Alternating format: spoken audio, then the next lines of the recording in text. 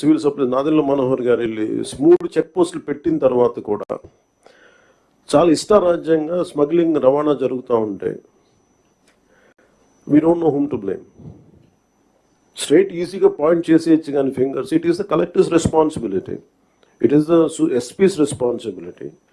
How come they had ignored? And it was quite disappointing for us. Into maagaide parledu, we are not here for making money, we want to do something.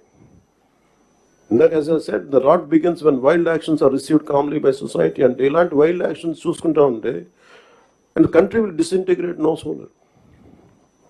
అంటే మీరు వెళ్ళి Kakinada airport for example వెళ్ళి చూస్తే మీరు సీపోర్ట్లో all of you had seen in 2008 how Kasab and this Pakistani terrorists had entered and created a mayhem in our nation, commercial capital.